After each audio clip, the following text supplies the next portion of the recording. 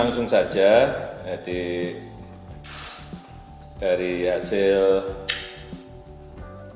kajian-kajian yang ada di lapangan, pendalaman yang ada di lapangan, kemudian juga dari hasil survei yang dilakukan oleh Kementerian Perhubungan, disampaikan bahwa yang tidak mudik 68%, yang tetap masih bersikeras mudik 24%, yang sudah mudik 7%.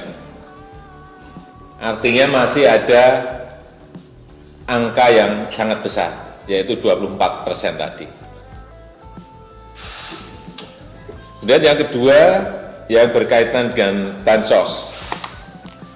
Bansos sudah mulai dilaksanakan kemarin.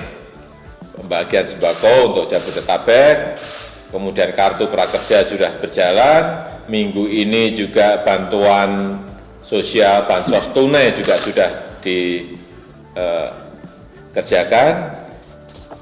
Dari sinilah kemudian saya ingin mengambil sebuah keputusan setelah larangan mudik bagi ASN, TNI Polri, dan pegawai BUMN sudah kita lakukan.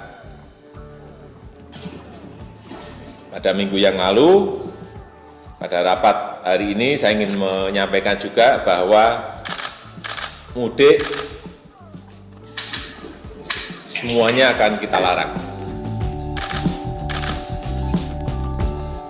Oleh sebab itu saya minta persiapan-persiapan yang berkaitan dengan ini mulai disiapkan. Saya rasa itu yang bisa saya sampaikan.